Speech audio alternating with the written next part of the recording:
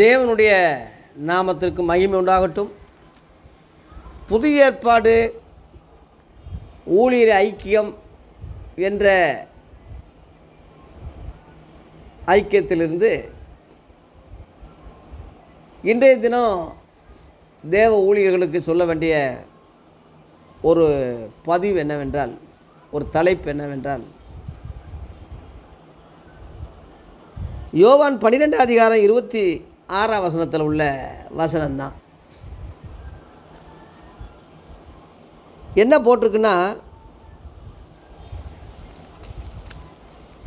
ஒருவன் எனக்கு ஊழியம் செய்கிறவனானால், உடனே சொல்லுவங்க, பிதா அவனை கனம் பண்ணுவார். அப்படி தானே சொல்லுவீங்க?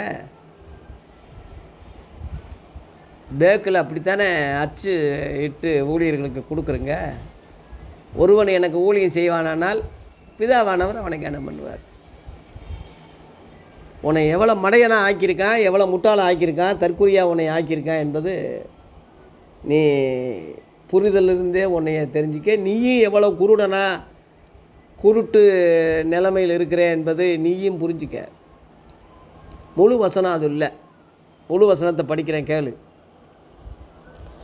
ஒருவன் எனக்கு ஊழியம் செய்கிறவனானால் என்னை பின்பற்ற கடவான்.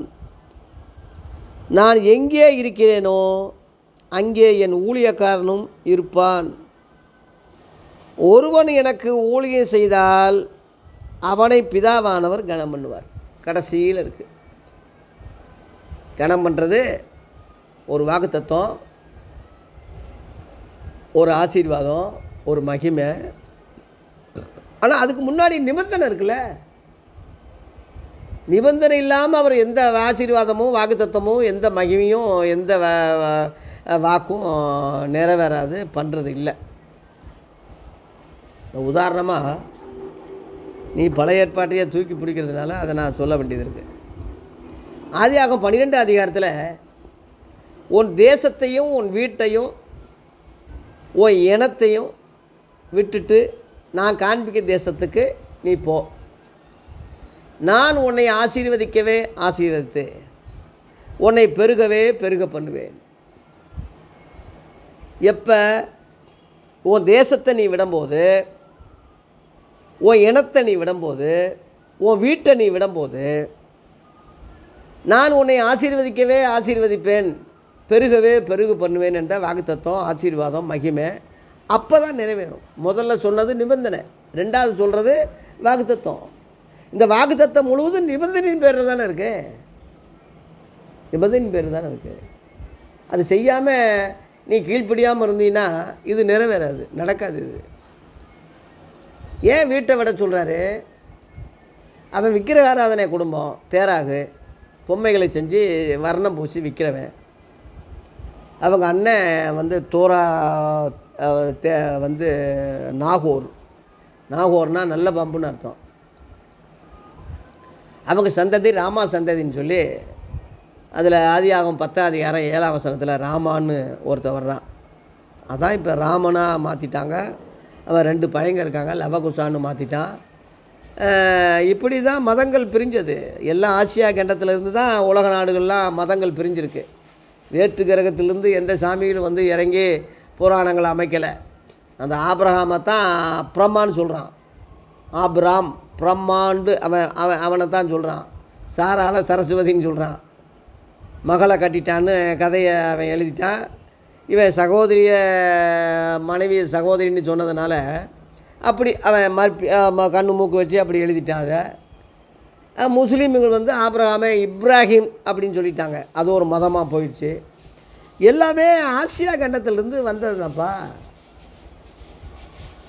அதுக்கு முன்னாடி பாஷைகள் பிரிஞ்சிருக்கு. ஆதியாகமம் 11 அதிகாரத்தில் வந்து இன்றைக்கி உள்ள பாஷைகள் முழுவதும் அன்றைக்கி தான் தேவனே பிரித்து விட்டார்ன்னு இருக்குது.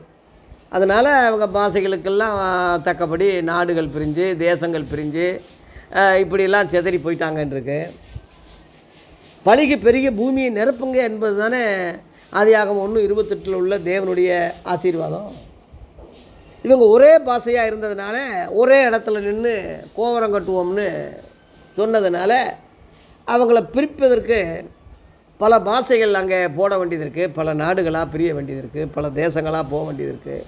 தேவ வாக்குத்தத்தம் நிறைவேற தேவனே அதை செய்தார். மற்றபடி எல்லாரும் ஒரே இரத்தத்தில் உருவானவங்க தான்.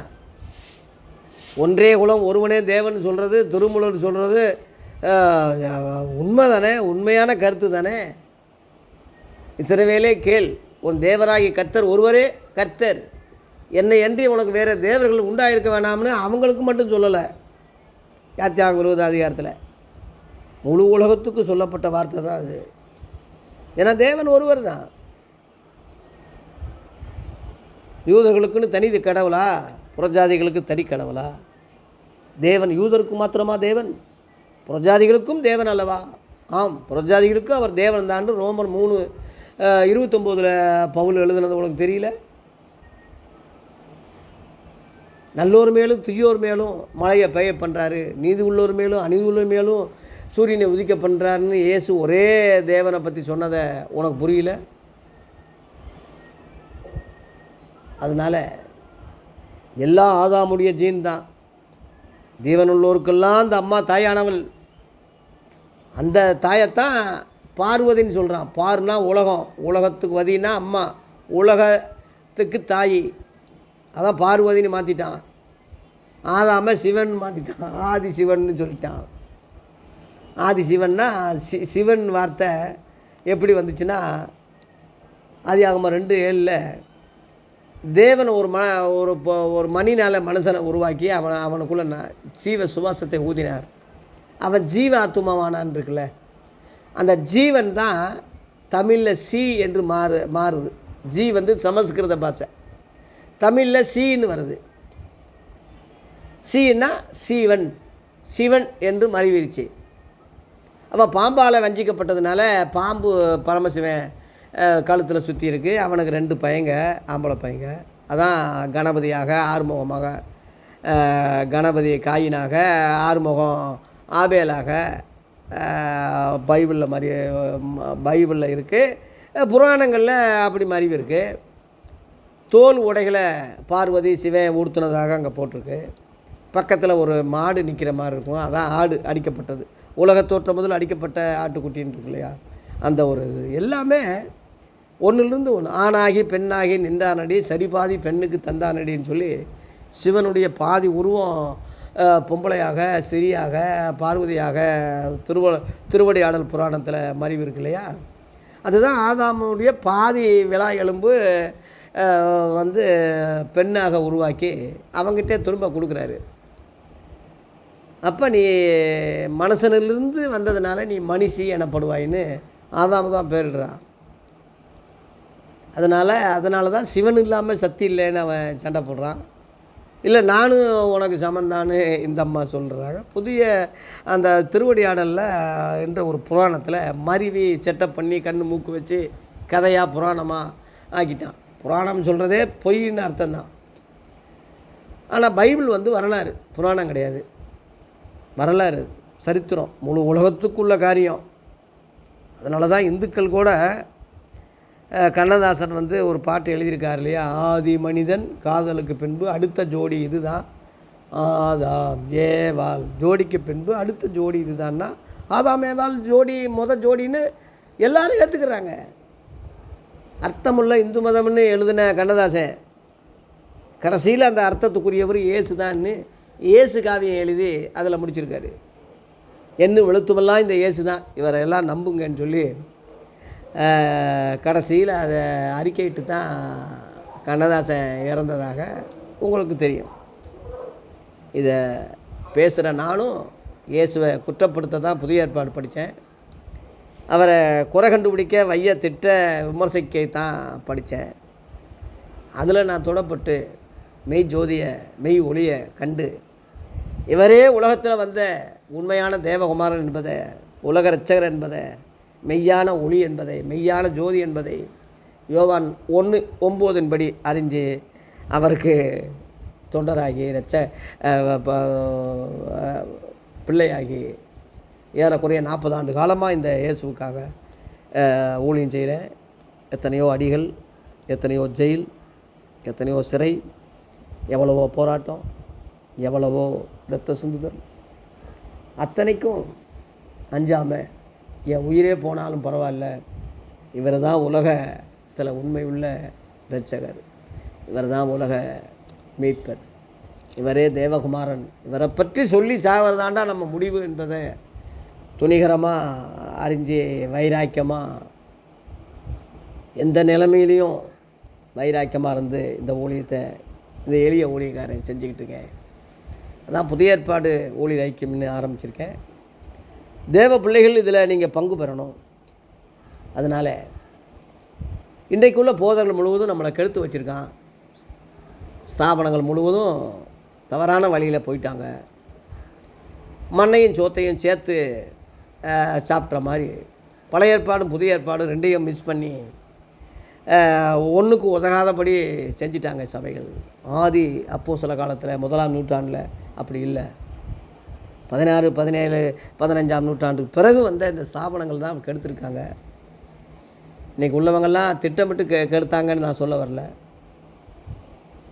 உணர்வு இல்லாமல் அறியாமல் பெரியாள் சொன்னால் பெருமாள்றான்னு சொல்லி அவன் பெரியாள் சொன்னது நம்பி, அவன் சொன்னது அவன் நம்பி, அவன் சொன்னது அவன் நம்பி, இப்படியே போய் தொலைஞ்சு நாசமாக சபையில் கெடுத்துட்டானே தவிர மற்றபடி அல்ல.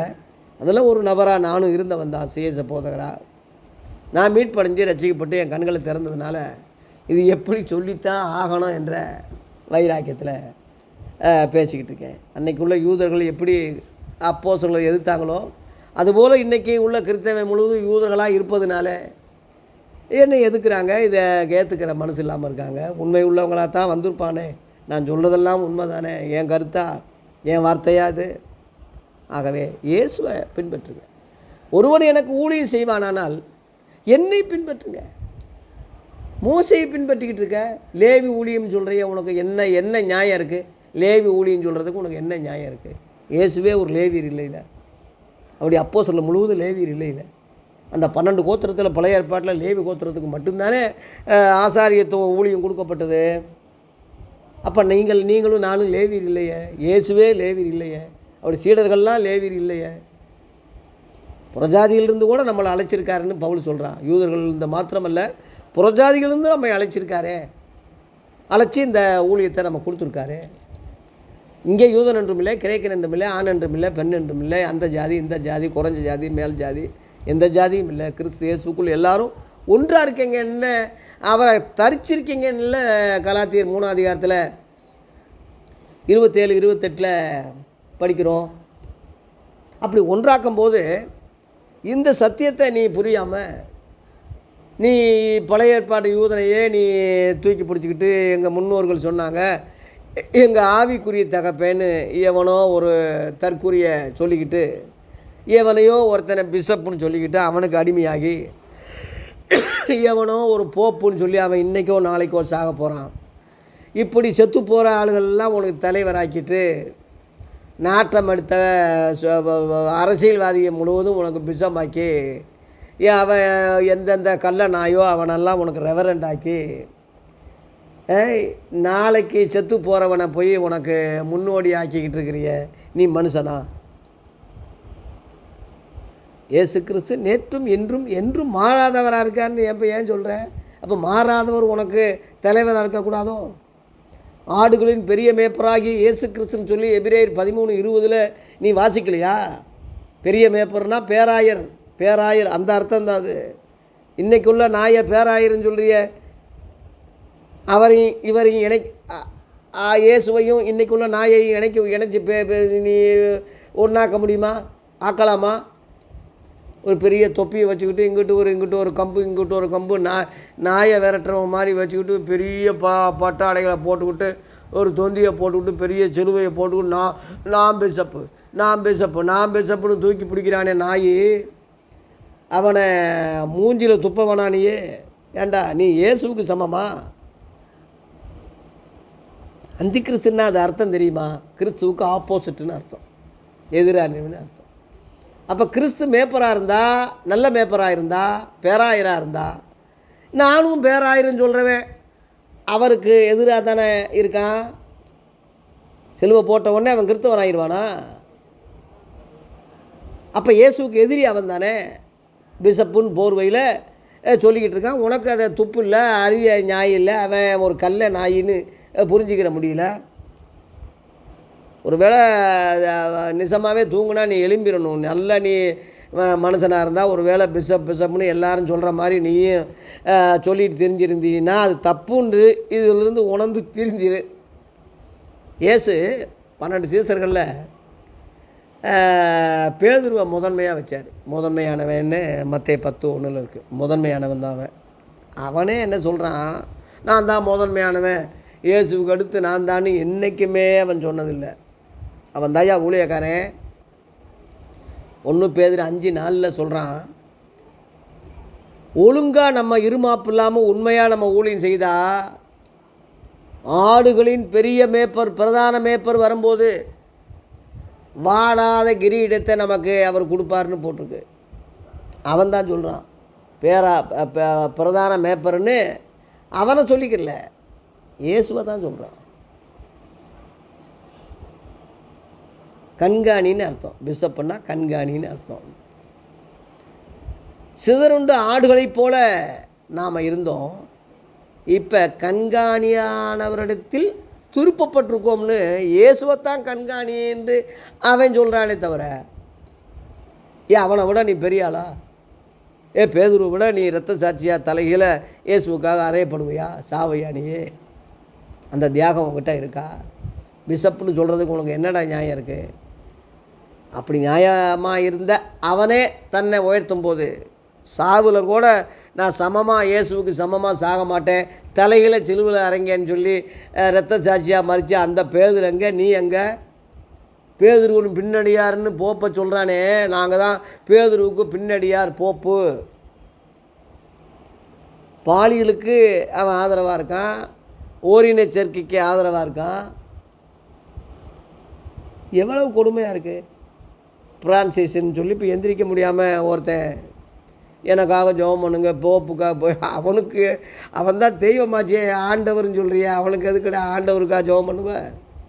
இதிலிருந்தே அவன் ஒரு கள்ள நாய், செத்து போகிற நாயின்னு தெரியல உனக்கு? கொடுமையாக இருக்குது. மனுஷன்தான், நம்மை போல் பாடுள்ள மனுஷன்தான். அவனை போய் ஆண்டவர்னு சொல்லிக்கிட்டு, தெய்வம்னு சொல்லிக்கிட்டு, ரெவரண்டுன்னா பயபக்திக்குரியவர்னு அர்த்தம். அந்த பேரை இயேசுவுக்கு தவிர வேறு எவனுக்கும் பொருந்தாது, பொருந்தக்கூடாது, சொல்லக்கூடாது. ஆகவே நீ இயேசுவுக்கு ஊழியம் செய்தா இயேசுவை பின்பற்று. இதில் கட் பண்ணிட்டான்ல, ஊழியம் செய்தால் பிதாவான கனம் பண்ணுவான்னு ஒரே தாவி இடையில் உள்ளதெல்லாம் கட் பண்ணி செச்சர் போட்டு எடுத்துட்டான்னா எவ்வளோ பெரிய அயோக்கியத்தனம் நடந்துக்கிட்டு இருக்கு. புரிஞ்சிக்க. ஒருவன் எனக்கு ஊழியம் செய்வானானால் அவன் என்னை பின்பற்ற கடவான்.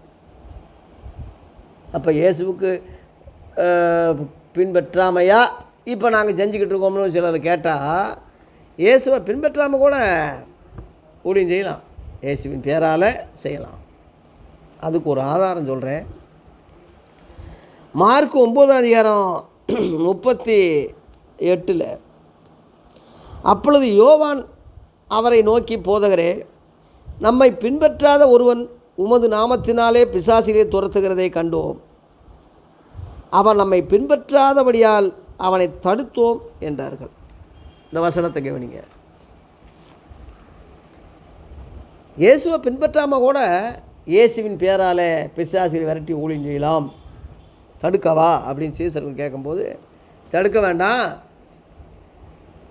நம்மை பின்பற்றாவிட்டாலும் நமது பட்சத்தில் அவன் இருக்கிற அர்த்தம் தான். என் பேரை சொல்லி அவன் ஊழியம் செய்கிறான், தடுக்க வேண்டாம்னு சொல்கிறார். ஏன் அப்படின்னா, என்னைக்காவது ஒரு நாள் இயேசுவை பின்பற்ற வருவானே, என்னைக்காவது ஒரு நாள் இவர் பேராலேயே ஊழியம் செஞ்சுக்கிட்டு இருக்கோம், ஆனால் அவரை பின்பற்றலை, இப்போயாவது நம்ம திருந்தி இயேசுவை பின்பற்றுவோம்.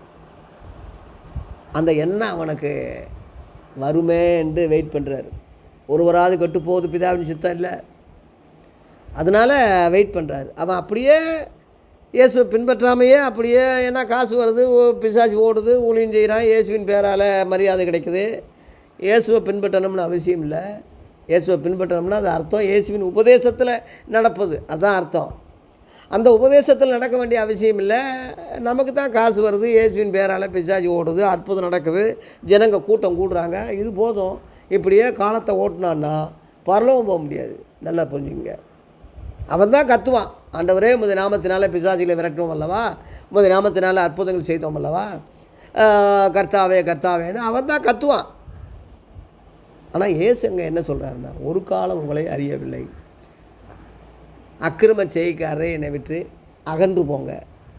பரலோகத்தில் உள்ள என் பிதாவின் சித்தத்தின்படி செய்கிறவன் தான் பரலோகத்துக்கு போவானே தவிர என்னை நோக்கி கர்த்தாவேன் கர்த்தாவேன்னு சொல்கிறவன் அதில் போக முடியாதுன்னு சொல்லி கள்ள தீர்க்கதரிசிகளுக்கு எச்சரிக்கையாக இருங்க. அவங்க ஆட்டுத்தோலை போர்த்தி கொண்டு உங்களிடத்தில் வருவார்கள், உள்ளத்திலோ பச்சிக்கிற ஓநாய்கள், அவங்கள் கனிகளினாலே அவங்களை அறிவீர்கள்னு சொல்கிறார்.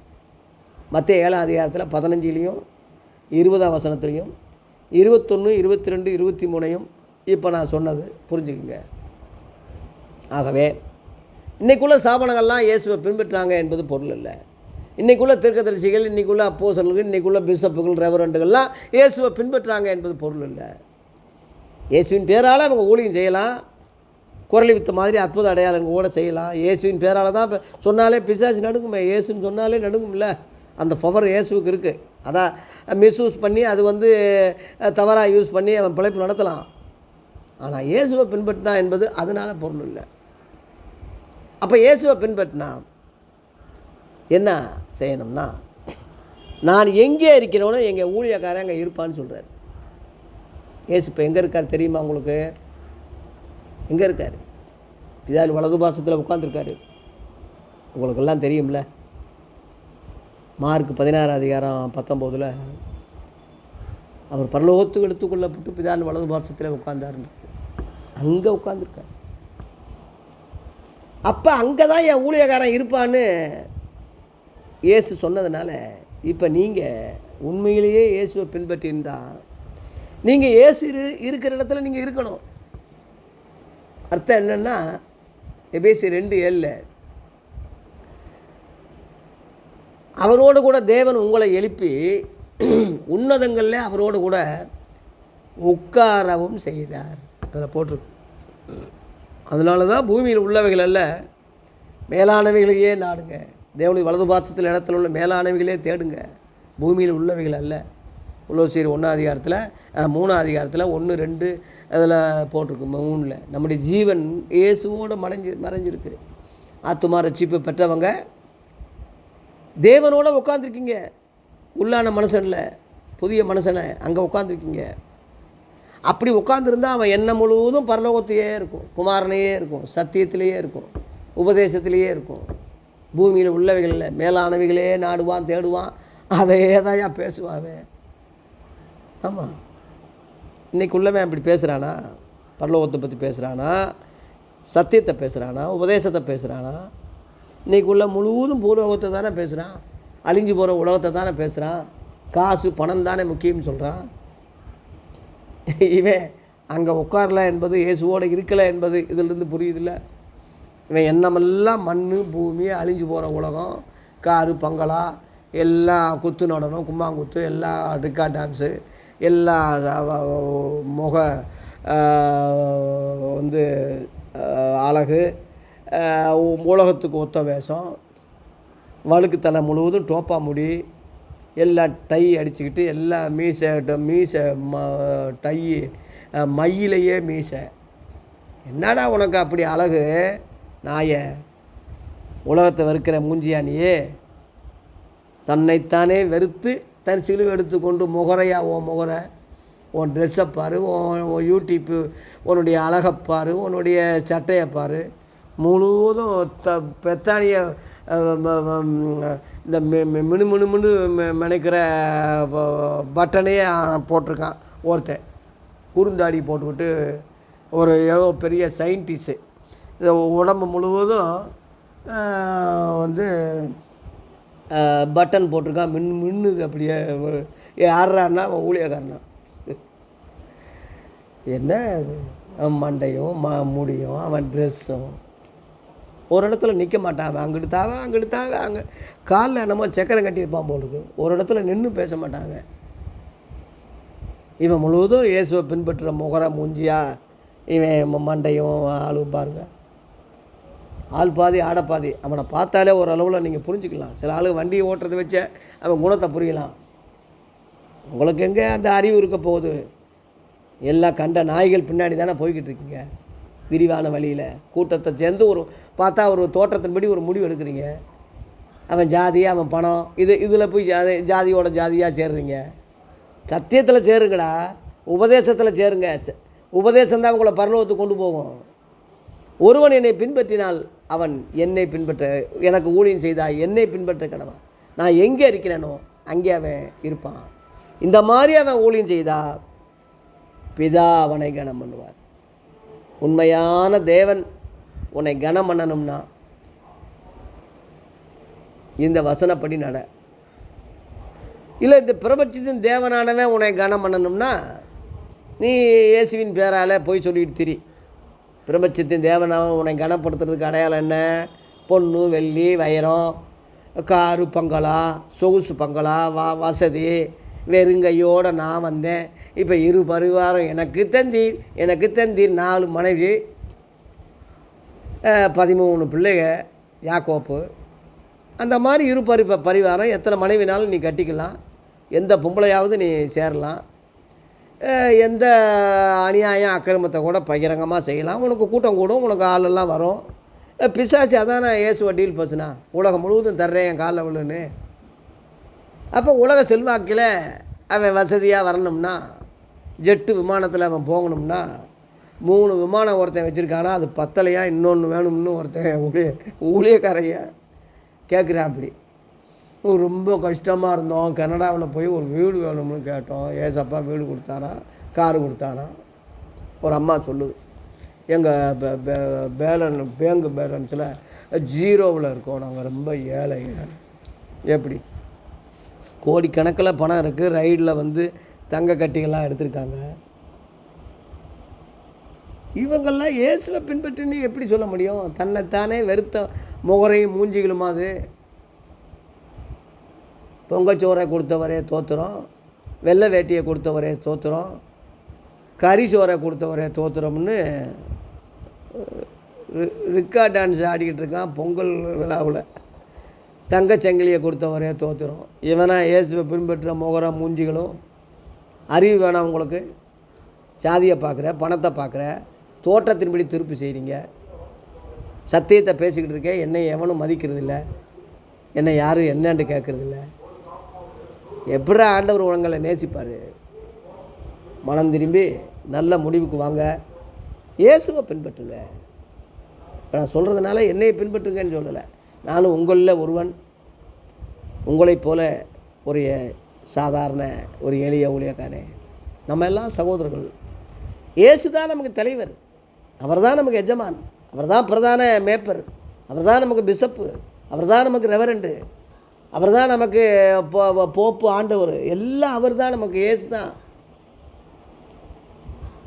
திருவுள்ள அறையப்பட்ட அவரை தவிர வேறு ஒன்றையும் அறியாதிருக்க நான் தீர்மானிச்சிருக்கேன்னு சொல்லி 1 Corinthians 2ஆம் அதிகாரத்தில் பவுல் சொல்கிறான். அதை தவிர வேறு எதையும் நான் தீர்மானிக்கலை, எதையும் நீங்கள் நினைக்காதீங்கன்னே சொல்கிறான். அதனால் இயேசுவை பின்பற்றுவோம், அவர் இருக்கிற இடத்துல நம்ம இருப்போம், அந்த மாதிரி ஊழியம் செய்வோம். கடைசியில் பிதாவாகி தேவனாலே கனம் பெறுவோம். கர்த்தர் நம்மை ஆசீர்வதிப்பாராக. நாளை சந்திப்போம். நன்றி.